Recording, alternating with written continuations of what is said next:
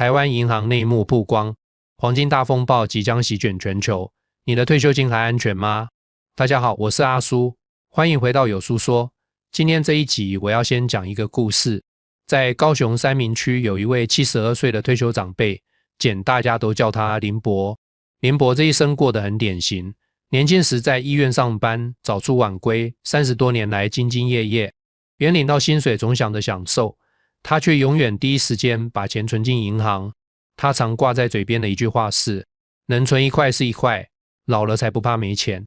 靠着这样的习惯，他真的存下了300多万的退休金。对于一个平凡的家庭来说，这是一笔很大的数字。退休后，这笔钱就成了他的安全网，也是他这辈子最大的骄傲。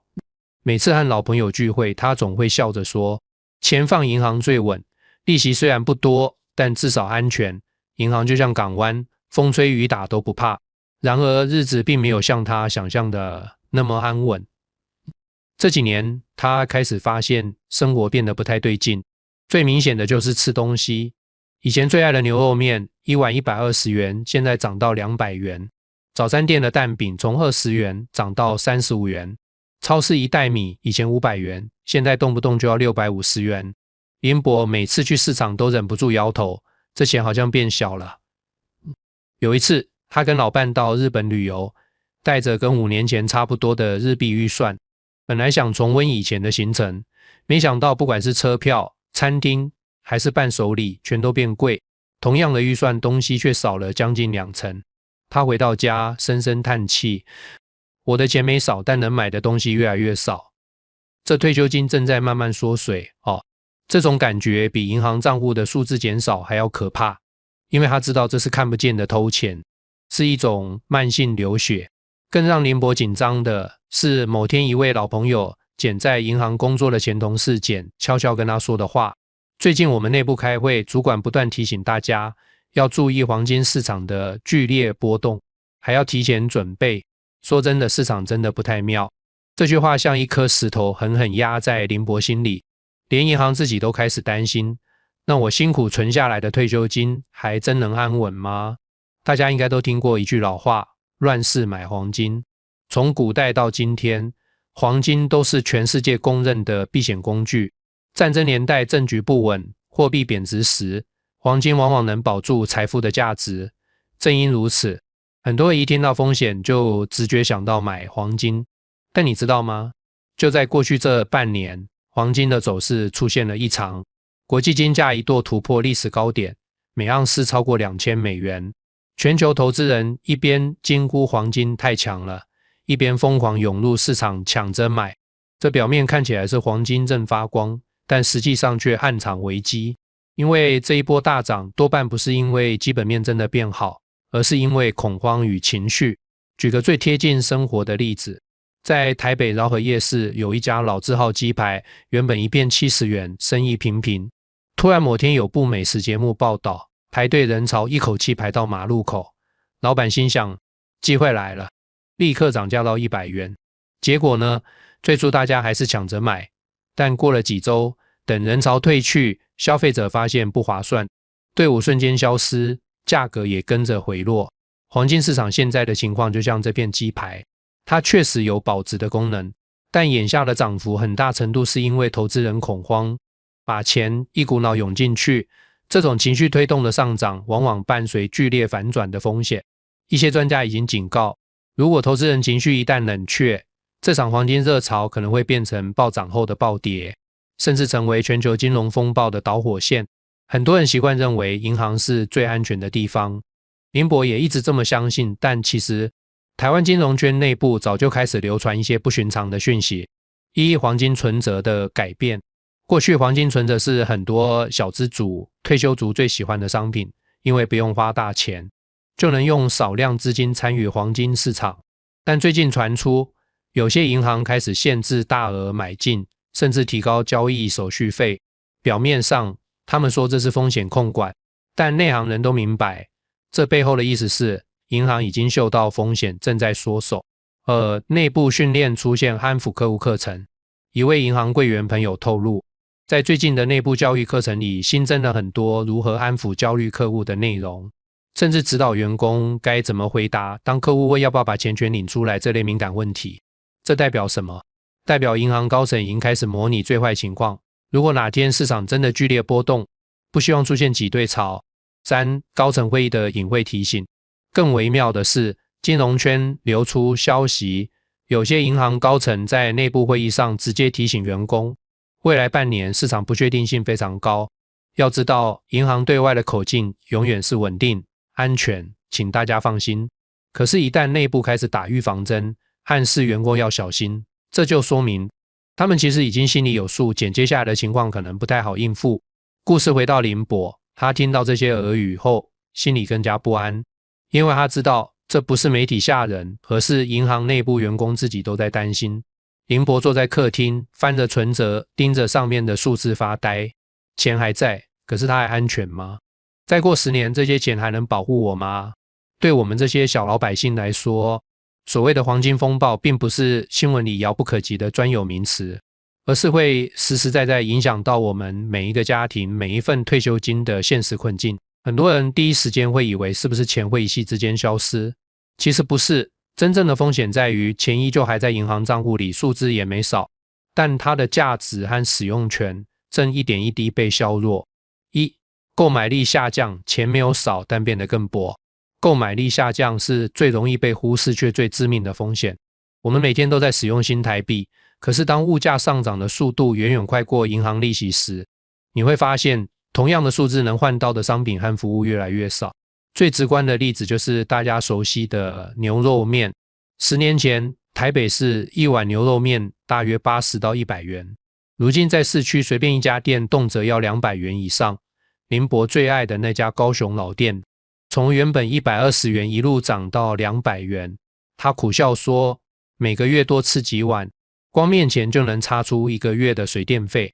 除了牛肉面，几乎所有日常必需品都在悄悄变贵。以前500元能买到1袋10公斤的米，如今同款要价650元。蛋价长期居高不下，早餐店的蛋饼从20元变成35元。许多药品、医疗挂号费也逐渐上涨，对退休族而言更是沉重。